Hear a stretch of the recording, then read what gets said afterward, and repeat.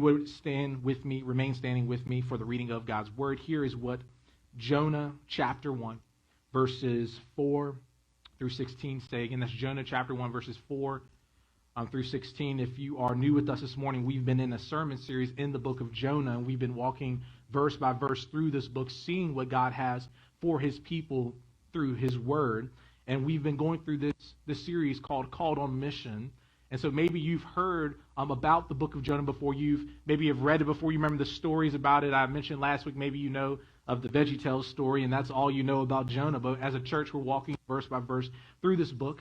So we're going to read through this text together this morning and then ask God to move in our hearts through it. Here is what the word of the Lord says. It says this. It says, "But the Lord hurled a great wind upon the sea, and there was a mighty tempest on the sea, so that the ship threatened to break up." This is some Titanic type of stuff happening.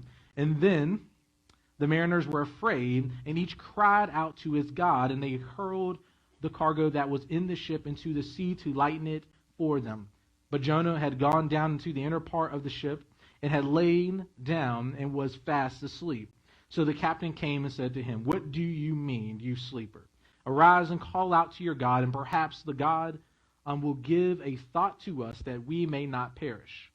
And they said to one another, 'Come, let us cast lots, that we may know on whose account this evil has come upon us.' So they cast lots, and the lot fell on Jonah. Then they said to him, 'Tell us on whose account this evil has come upon us, and what is your occupation, and where do you come from, and what is your country, and of what people are you?' And he said to them, 'I am a Hebrew, and I fear the Lord, and the God of heaven, who made the sea and the dry land.' Then the men were exceedingly afraid, and said to him, 'What is this that you have done?' For the men knew that he was fleeing from the presence of the Lord, because he had told them. Then they said to him, 'What shall we do to you, that the sea may quiet down for us?' For the sea grew more and more tempestuous. And he said to him, 'Pick me up and hurl me into the sea, and then the sea will quiet down for you. For I know it is because of me that this great tempest has come upon you.' Nevertheless, the men rowed hard to get back to dry land, but they could not, for the sea grew more and more tempestuous against them. And therefore they called out to the Lord, 'O Lord, let us not perish for this man's life, and lay not on us innocent blood. For you, O Lord, have done as it has pleased you.' So they picked up Jonah and hurled him into the sea, and the sea ceased from its raging. Then the men feared the Lord exceedingly, and they offered a sacrifice to the Lord and made vows." Praise be to God for the reading of his word this morning. You may be seated. Here is what I want to preach from this morning. The thought is this: your flight and God's relentless pursuit. Your flight and God's relentless pursuit. We are runners.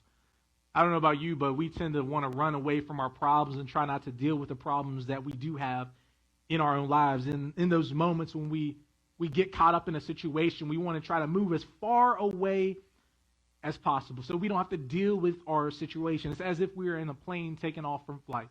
Maybe you've been on a plane before and you've had a hard stretch in a season of life, and maybe you're looking towards vacation. You're saying, "I'm ready to get away." And so you're hopping on the plane, and you're watching Virginia, you're like waving bye-bye. "See you later, Virginia. All my care is going to be left behind me in Virginia, and everything's just going to be great when I get to this other destination." Like life's just going to stop there, and everything's going to end, and it's just going to be new everything, That's what's in our mind, because we like to kind of run away from our situations. And so that's not me taking a shot on vacations. I love vacations, but this is the point. We like to get away from our problems. And that's why sometimes we look so fondly on things like a vacation, because we get so excited about the possibility of just getting away. The stress of your job, the stress of the home, for some of us in that, maybe the stress within just your neighboring community, all these stresses. You're like, "Well, I can just get away from my problems." Well, Jonah was in a similar situation. He believed that he could just get away from his problems, and he thought the best way to do that was to run. And friends, you and I have that same temptation in our own lives, is to run away from the things that are burdening us, the things that are coming up on us. The main point of this text we're going to see this morning is that God's relentless pursuit of you does not end when you run from him. And maybe that's your aim this morning. Maybe you've been running. Maybe this week has been one that's been marked by your desire just to get away from God. No matter how far you run, no matter how far you think you can get away from him, you cannot outrun God. And that's what we're going to see in this text here, is that you can't. Here's the good news. God still pursues you despite your obedience, despite your recklessness, despite any desire in you to keep running. God still sees you. He still desires you. He still relentlessly pursues his people. As we left off last week, Jonah was fleeing from sharing the good news of God's mercy to Nineveh. If you recall, he had no understanding of why God would display such a mercy to a people like the Ninevites. And we talked about this last week, of this idea of maybe you have those people in your mind, and you're thinking, I just could not imagine going and sharing with them the good news of the gospel. But God had called Jonah to go to a people and to share this good news. And Jonah was like, not me. You want to get somebody else, God. I'm out on this mission. You had some great missions in the past, because as we recall, Jonah went on mission for God before. But he was reaching the people he liked to reach. But the moment he found someone that he didn't really want to reach, didn't want to really be around because he didn't like them for some reason, he says, I'm out, God.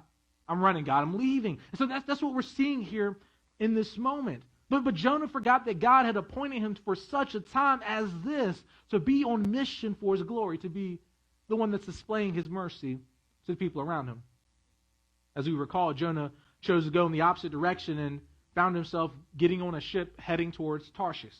And immediately after joining his shipmates, Jonah decided to go down into the ship, and he was fleeing from the presence of God. We see later on, he says, that's what he told them that he was doing. I mean, he was straight up honest about it. This is what I'll give Jonah credit for.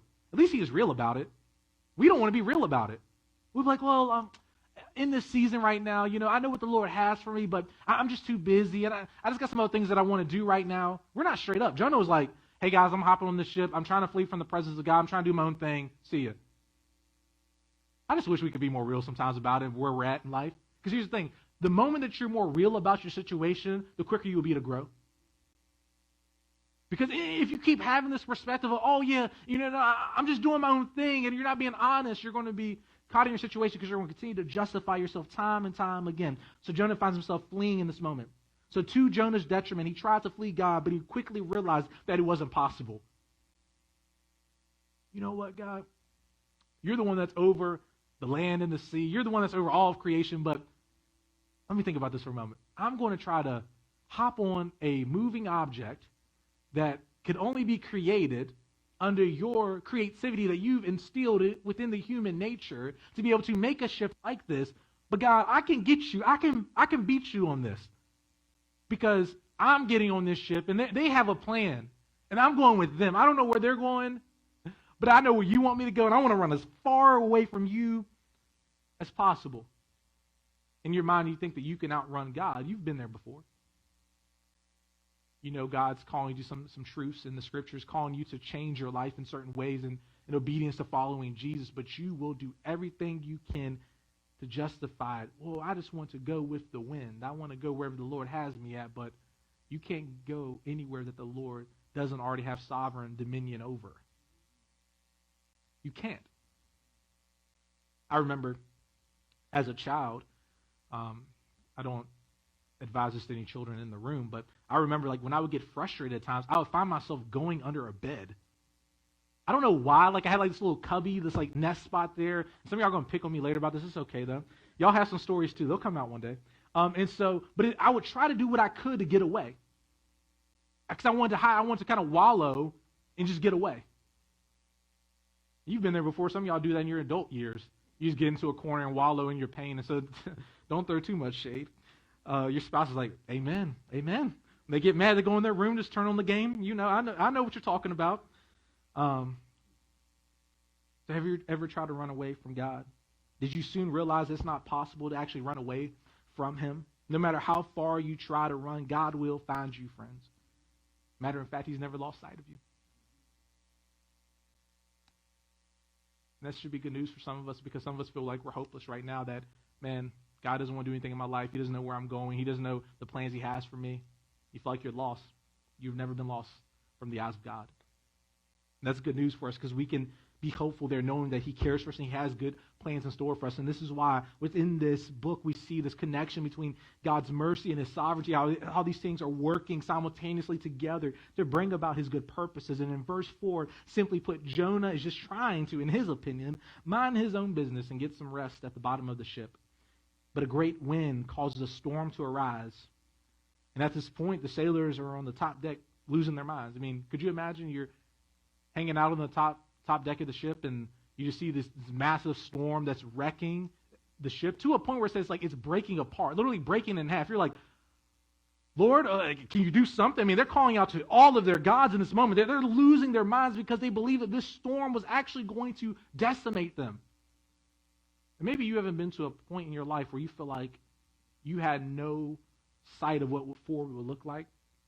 Maybe you're at that point right now. Maybe you feel so hopeless you don't even know who to hope in, how to move forward, any of those types of things. You feel like your life is just breaking apart.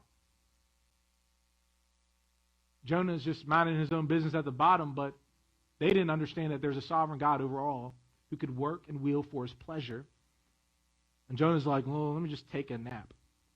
I mean, Jonah's in this deep sleep. Some of y'all are some deep sleepers in this room, so y'all know what I'm talking about. Maybe that's your spouse. Maybe you had a roommate in the past, something like that. But, like, you know, like they knocked out, they are out. Like, I mean, you feel like you got to hit them to wake them up, that type of out, you know. And it's okay, you know, if you enjoy sleep, you know, it's nice, but you probably can resonate with Jonah. I mean, could you imagine a storm like that happening and you not realizing what's going on? I mean, that's happened before, maybe even in some other ways for you, when that massive storm comes through our area and you wake up and you're like, wait, that happened? Why is there a whole tree down in my yard? I didn't even realize that, you know, and you've been out that good, you know. Maybe it's this standpoint of Jonah that you understand. Have you ever just gone to bed just to get away from your problems? Maybe tomorrow is going to be better. You're like, it's been a long day. Sleep's going to change everything. And then you wake up and you remind yourself that you're an adult and you're in the real world, and that's not how it works. And so we try to do those things. You thought it was going to be okay. We all know that that's not the case, but we cannot run away from our problems through sleeping. And this is Jonah here running away from his problems. See, your disobedience to God will not be fixed by your self-denial. And so many of us have been sitting in that self-denial, and we're propping up all these different things in our lives to allow us just to get over situations. You can't come up with your stories just to defend yourself. You can't attempt just to sleep it off. That does not change your situation until you get right with God. And for some of us, we take a lot of great things, and we make them obstacles. Sleep's a great thing. But for some of us, we just try to sleep off any of our burdens, any of our problems, instead of running to God. We just work hard. Well, I just need to go to work to deal with my situation instead of actually getting right with God. You're just hiding. Maybe it's your family. Well, I just need to spend more time with my family. That's going to right my problems in my life instead of coming before the throne of God. Well, if I just spend more time with my spouse or spend more time with my friends, that's going to help me to get right, but that's just you avoiding the problem. You might not be the person that's always trying to sleep to get away, but you might have a viewpoint or a way that you like to deal with your problems. See, Jonah's disobedience impacted not just him, but those around him, and the sailors paid for Jonah's rebellion through their encounter with God. We forget that at times, that even our own disobedience can impact the people around us. As we flee, as we run, they're in the wake of that ocean. Those waves crashing over them. And you wonder why these people are impacted by you. And maybe that's something that we need to acknowledge about ourselves, is that our lives do impact the lives of other people that we're around. Don't act like it's just about you, but literally the words you say, the things that you do, your disobedience to God impacts those around you. They didn't ask for Jonah to hop on this ship. They probably would have checked him at the front if they would have known. But at the end, they're led towards worship. And we'll get to that. In verse 5, we see the sailors each cried out to their own gods, and to no avail, nothing changed about their situation. They had no idea what was going on. They knew that they needed to plead to their gods to find a solution. How many times have you tried to plead to your false gods in your life? Those are the idols in your life that you feel like can solve everything in your heart. Before you run to God, you run into these other things. You're placing them as if they are a God in your life. All those examples I gave earlier of family, work, recreation, all those types of things can be that false God that you're calling out to. Well, if I just go for that run, I'm going to feel better. Again, it doesn't end the problems. What are those false gods in your life? Essentially, they were praying for something to change. Could you imagine that? The one that's supposed to know God is under the ship hiding away. The ones that are seekers, pagans, not knowing God, are trying to call out to someone because they knew they needed to be saved. Just think about that for a moment. And how that actually works itself out. And this is a sad reality we see at times, that sometimes other people, the people that don't know God, know they should call out to God or a God before the people of God actually petition God themselves and come rightly before Him. Is that you? Is that your friend or your coworker telling you should maybe pray about it before you even prayed about it? That you should talk to God about it before you get all wound up about the situation? See, this storm was wrecking people, but they are calling out. And so, let me ask you this question. Has your disobedience brought other people through an unnecessary storm? Think about it right now. Your disobedience from God, has that brought people through an unnecessary storm? Are they just collateral damage? Well, I didn't mean to. My heart wasn't. Are they collateral damage? Friends, this should burden our hearts. This should not allow us to just be okay with this. I mean, the sailors are on top there. They're trying to figure out what is going on. I mean, they're at the point where they're on top of the ship and they're saying, like, we need to get rid of any unnecessary cargo to find the solution. They're trying anything. I mean, they're just tossing things off, all their nice clothes, all their nice items are like out, gone. I mean, I'll be freaking out if your whole wardrobe is going into the ocean. Your food supplies. They're trying to figure out, they're trying to get right. When we are not right with God, we will turn over every table before exposing our own hearts. Think about that. Have you been doing that? You turn over every other table and say, you sitting before God saying, God, I need you to work in my heart. Maybe I'm the one who's in rebellion. Maybe I'm the one who's running. I can't blame it on everybody else. I can't blame it on every single other thing. But God, I need to come before you and I need you to work in my heart. So maybe that's you. You've been running from God and you've been blaming every issue on someone or something else instead of personally getting right with God. And today's the day you can actually do it. Friends, you're held accountable for yourself and how you rightly worship God and how that impacts other people. We need to think about the reality of this. In verse 6, the chaos consumes the upper deck and the captain looks around and he notices for a moment there's someone missing. In my mind, I imagine him taking a role in the moment. A teacher in the classroom's like, okay, calling it, checking if everybody's here. And he's like, wait, there's that one guy that was here. Where is he at? We're all freaking out, losing our mind. What is he doing? So, as a great captain, he rolls downstairs and he notices that Jonah wasn't playing his role in quieting the storm. So the captain goes to look for Jonah and finds him nuzzled in the inner parts of the ship and finds him sleeping. Like, how are you sleeping during this? So he engages him in this moment. His shipmates are experiencing a life-altering experience, and Jonah is caught sleeping. Imagine the opportunity Jonah could have had to point them to his God. Oh, no, I know the God who takes care of all this. Oh, he got this. He missed that opportunity to be on mission because he was focused on himself. How many times have you went through the week just complaining about yourself, your situation, how you feel about what's happening, and you missed an opportunity to minister, to care well for someone? You're more inclined to get off what's on your chest instead of walking alongside of people and actually dealing with your own heart before God. And then see, this is what's happening here. Jonah finds himself missing out on an opportunity to minister. The captain calls to Jonah, he says, to arise and call out to his God. Do those sound like familiar words to you? Think about it for a moment. Go back to verse 2. God called Jonah to arise and to go.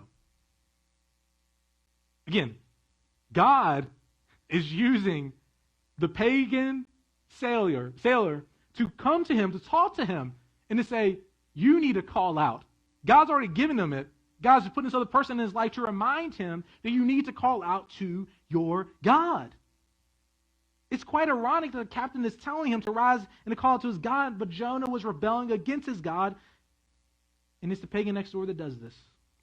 What does it look like for non-believers to reach out to God in prayer? This is it right now. He's saying, you call out.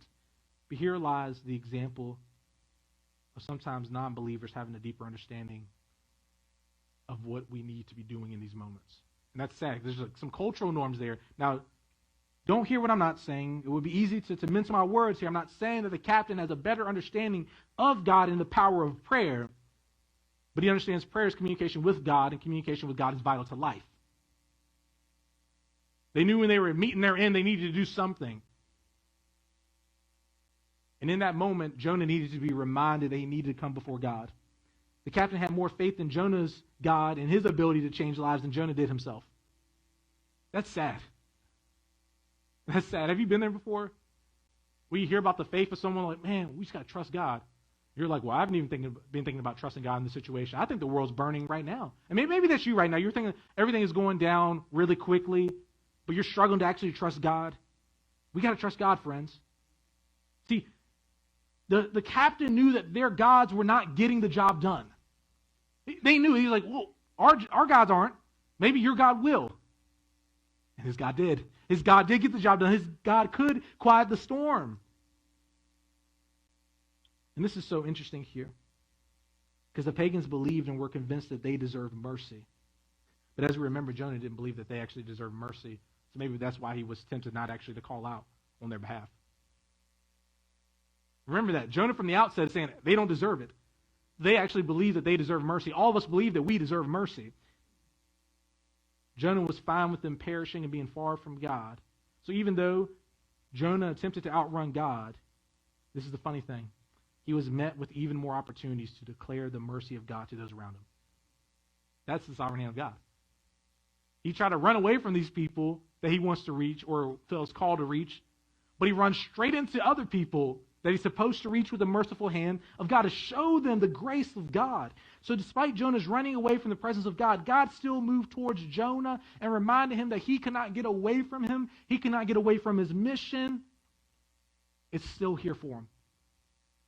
In addition to not being able to get away from his presence, God reminded Jonah of the heights, the depths, and the reach of his mercy through presenting more and more opportunities for Jonah to encounter the nations.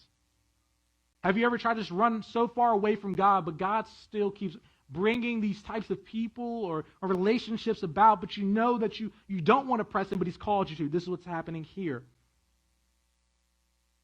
So the shipmates are like, okay, how do we move forward here? Jonah's not admitting it. He's not saying that this is who he is. And so they're saying, well, okay, let's cast lots. So they cast lots. The lots fall on Jonah. And in verse 8 it says, tell us on whose account this evil has come upon us. This is another similarity between verse 2. If you notice, there are some similarities to what God shared to Jonah in verse 2 we see here. What's the similarity? I've seen the evil that's come upon this other nation. How's this evil come upon us on the ship? The person that's supposed to have the faith in God is the one that's bringing about the evil. That's humbling. You looked at them and thought they were wicked people, but you yourself have the same potential to bring about evil, and that can impact other people. You're not as good as you think you are in those moments, that you're similar. You need this reminder of your need for God's mercy in your own life. Again, this is an opportunity for Jonah to open up and be honest and to acknowledge his sin and his rebellion, but he decides to remain complicit, to keep abstaining from God's word. And previously, Jonah was ashamed of the evil that they were doing, but he could have acknowledged it and repented and turned to God, but he didn't. And in verse 8, Jonah goes as far to outright deny who he is and what he represents. They asked him, what is your occupation? Where do you come from? What country are you from? And what people are you from? And notice what Jonah does in response to these questions. He does not answer every question. He acknowledges his nationality and his fear of God, whom he places over all of creation. But he fails to acknowledge he's a prophet. He fails to acknowledge he's a missionary for God. He declares his fear of God and simultaneously diminishes God's calling on his life. Maybe that's you. You say you fear God for what he's doing. You see him in the sovereignty. There's a right way to see fear of God. It's a healthy fear. Probably in the same way that a child should healthily fear their parents. I brought you in this where I can take you out. Okay, that mentality. That's good fear. Okay, Some of y'all will thank me for that later. But that's good fear in the same way, because I don't want us to misunderstand this. There's a right fear of God in worship, seeing His holiness, His righteousness, that we should have. He feared Him, but he didn't want to acknowledge the identity that God had given him. Think about that. Yeah, I'm with Him. I know who He is. But he didn't want to acknowledge it. How many times have you failed to mention your occupation as a servant of the Lord? You felt so reclusive, so just hiding away in your situation that you're just like, well, I don't want to really kind of give up my identity that I'm a missionary. And friends, that's part of the reason why some of us have not made disciples in our lifetime. It's because we have not owned up to the reality that we are first a missionary for God. And some of us are being called to be on mission to reach more people with the good news of the gospel, but we got to be real. We got to be honest about our occupation. I get it. We become afraid of what people might think about us. We wonder if we're going to be a faithful enough representation of God, so we conclude, why even share about it? Why should we even acknowledge that we're on mission from Him? So when we neglect our primary occupation, we are announcing our identity crisis. And friends, some of us are in that identity crisis. We don't understand who we are. We don't understand how we're called to live in light of all this. Our identity is not found in our professional vocation. Our identity is found in us being a lover of God and His mission. In short, we're missionaries. Do you love that vocation more than your vocation here on earth? That's your vocation, friends. You're called to be on mission. And Jonah denied the thing that God was calling him to. Jonah was ashamed. He had to be ashamed about that. Once these sailors found out the true identity of Jonah, they were moved to fear not because of Jonah, but because he served an almighty and powerful God. And you got to remember that. God is the one that they should rightly see and understand, and God's the one that you should trust. God is the one that you should seek to worship in your life. God is the one that you should seek to announce His glory to the nations. You want them to rightly see who God is. They shouldn't fear you. They should fear God. And this led them to fear. See, it became obvious that Jonah was fleeing from the presence of God. And when he denied his allegiance through his response, people were not worried about him, but they were worried about the God he serves. See, your life has this ability to be the reflection of God, of whom they can know. Your life is the example of God's mercy. We see this continue in verses 11 through 16, that the ship had to determine the best way to proceed after coming to terms with Jonah's rebellion. So imagine a situation. You find out he's the reason why you're going through all this chaos. You're like, so what do we do with him? So Jonah's shipmates had a higher understanding of the consequences of his rebellion, and they needed to respond. So initially, they're nice people. You know, the ship is moving all around in the ocean. The waves are crashing in over them. We're like, okay, we'll try to row him out of this situation. We'll try to get to land as fast as we can. But as they're rowing, as they're working, it's a lot harder than what they realize. See, initially they did not heed his words, and they tried to row their way back to shore instead of throwing them into the sea to perish, because Jonah said, just throw me in. We have all have friends who would try every method to get us out of a situation without us having to deal with the real consequences. We have those people in our lives. Maybe you've been that friend. They'll toss every other option out there for them to kind of clean up their act instead of having them actually stand before God and allow God to deal with them. See, here's the thing. In reality, we're more afraid of and worried about God dealing with us. We are. That's why we don't bring Him before Him. That's why we don't come to Him and say, God, I trust You. I need You to work in my life. I need You to conform my heart more and more to Your image. But we're tempted to wait. We're tempted to say, God, I don't need to do that. Maybe you've been that friend. If you've been that friend and you've helped people to not actually allow God to deal with their heart, I want to encourage you to repent of that, because you shouldn't do that. You should point them towards God, to His throne, so that people can see their need of redemption. Those friends did not have God's sovereign plan in mind. And maybe you have some really nice friends. If you're honest, they're probably not really that godly, but that you trust with some things that you shouldn't be trusting them with. You go to them for advice before you go to people that actually believe that God is sovereign over all for advice. You know they're kind of like not really about that life, but you see them, but they're nice to me. They really get me. Well, maybe they're getting you in such a way that they affirm every single thing that you're doing. Go back to sleep, Jonah. And see, that's the issue with some of us, because we like that. I've been there before. People like people that affirm what you're already doing. It's easy that way. But it's different when you're brought back to the scriptures. You say, okay, God, how do we follow you faithfully? How do we move in light of this reality? You need those types of friends in your life. I pray that you can find those friends in the community here that we have here as we're pointing each other towards Jesus, but some of us need to change our friends. See, God knew the only way for Jonah to listen was through isolating him by the sea. The sailors didn't get that. Jonah knew that God needed to do a work in his heart. That's why he said, you probably should toss me out. He didn't understand the weight of the work that needed to be happening, but he knew that something needed to be taken care of to stop this storm from wrecking this ship. See, sometimes for you to become healthy, you have to be broken to become healthy.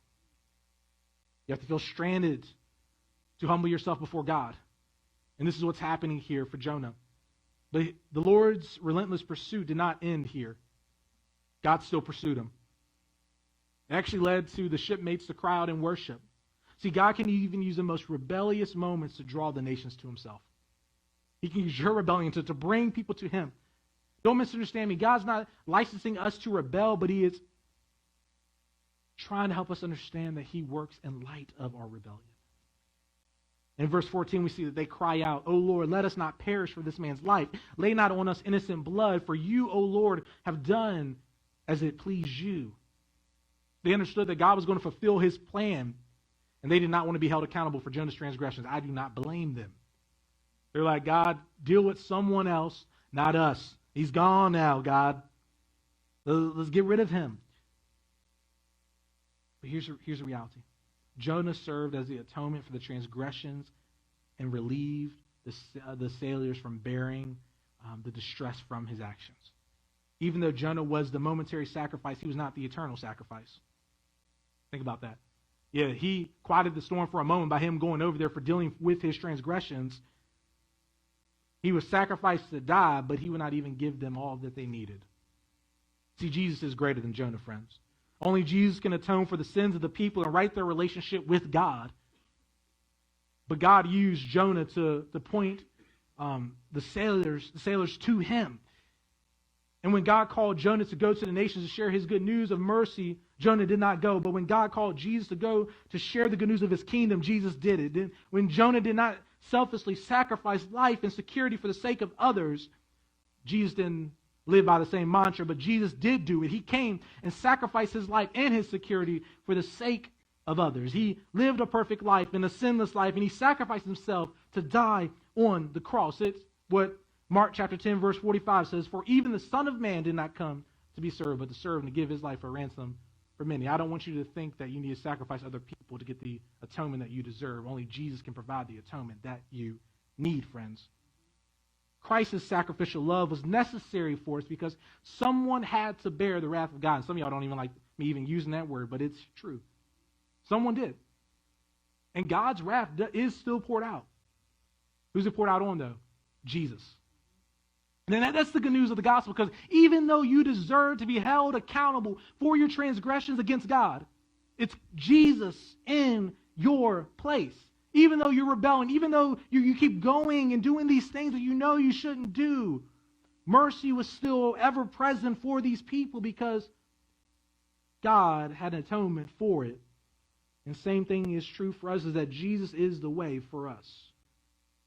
Again, as Jesus in his perfection is sufficiently bore the wrath of God for us, again, Jesus is greater than Jonah. So the sailors get off for a few moments, right? They're like, oh man, everything's quieted down. Life is back to normal. But how did they respond? They responded in worship. These sailors who did not know God but came into contact with him through his mercy and of his disobedient people, they became worshipers of him. Think about that. So even though Jonah didn't mean it for their good, God worked it for their good. God allowed his rebellion to point them to worship so they could see who he is. I mean, their worldview is shattered, that he is the God who's over the dry lands and the seas. He's that God, and he's the one who quiets the storms. These shipmates were able to attest to the extent of God's love and how he actually pursues people, because he did not stop pursuing Jonah. See, this is God's sovereignty that brought Jonah into contact with his shipmates. And in order for them to know God, and in his mercy, God chose to make himself known to the ship so the gospel would advance. This is good news that God saves. This is how God works despite our flight, despite our rebellion. Even though we try to outwit God, we can't. There's 3 application points I want us to take away from this, okay? The first is this. When you run from God, he will not stop pursuing you. Despite our best attempts, God is not done with you. His relentless pursuit will overcome any supposed obstacle or barrier you believe is insurmountable for God. Regardless of what you believe, it is not insurmountable for God. You might try to run away from his calling for you to make disciples and reach the nations, but you can only run so far. I mean, maybe that's some of us right now. We're called to make disciples, and you know you need to, but you can only run so far. Today, you can acknowledge where you're at and say, no, I want to be a disciple. I want to make disciples. I want to see people know and to love God. See, God's pursuit is consistent, patient, and long-lasting. And if you need to be reminded of his relentless love, look towards the cross, where we see God's determination to care for us. See, in reality, many of us have been running from God when we know he's assigned us to some things. And you allow this to discourage you because you feel like you lack clarity. But you got to remember what we talked about last week. You have a clear mission. It's the mission to make disciples and reach the nations with the good news about God's grace and his mercy. Therefore, we're released from our excuses. We can come humbly before our God. So if you're willing and honest, you should be honest today. Be honest if you're not healthy. Be honest if you're not moving in the right direction. But rest in grace. Here's the good news. His mercies are new every day, so repent and walk in his mercy. The second is this. Be unashamed of your identity. See, Jonah had been known as a prophet and missionary to Israel. However, he decided to diminish his role in advancing God's mission. He lost sight of his occupation and identity. And we tend to tether our occupation to our identity that we have. And as you go, as you seek to live for God's glory, we need to understand this, that we have an identity that's been given to us by him. Friends, we too can be unashamed about our identity as a missionary for Jesus. And we don't have to be that weird and awkward Christian to do that either, okay? Now, there are some cultural elements that are going to be distinctive. I'm not saying that we don't have good news that's distinctive. But I'm saying it's not, sometimes in our minds when we think being missional, it's like you have to be that awkward person every day, you know? But you can build relationships. You can be intentional. You can seek to leverage everything for the kingdom of God. But you need to own it first as your identity. See, Jesus has given us a new identity through his death, burial, and resurrection, and we have become recipients of his grace. His grace has changed us, has made us new. We have a new perspective now. We have a new outlook on the world, but we have to own it. You got to own your distinction, friends. Jesus owned you on the cross of Christ. He said, you're mine. He identified with you. He cared for you. He realized who you were, but he's calling you to own the distinction as well for your own life. Are you going to respond in obedience? The third one is this. Your calling is to help people worship God. As disciple makers, we are called to help people to know and love God through helping others to rightly worship him. From the Garden of Eden until today, all of humanity has struggled with rightly worshiping God, but he has sent his people on mission to reflect his glory to the nations. And that's who we are called to be. Despite your rebellion, despite how much you keep messing up, God is going to use you to help others to worship God. Is that your aim in life? That's tied to your identity as a missionary, to help other people become worshipers of God. So this is what Jonah is doing in this story. So what are you going to do to help others to worship God? Are you going to open up your life to others so that they can see the merciful hand of God? Or are you going to shut people out? Will you go into the world and be honest and say, I want to help you to know God and to follow him so that the world can become beneficiaries of God's grace? Or are you going to close yourself away? Or are you actually going to go? Maybe God needs a deal for you before you're willing to do that, but we need to move towards people. Why? Because people matter. And God desires for them to rightly worship him, and Jonah was missing that in this passage. See, for him, the mission of God centered around him and what he wanted to do, not God in his own glory. So friends, don't run from God, but run towards people so you can point them to God. That's what we're called to, friends. So you might be tempted to fly and to run away from your situation, but God's relentless pursuit is true and it's real. And friends, we need to trust that we have been called on mission, that we have a plan that God is calling us on to reach more people with the good news of the gospel.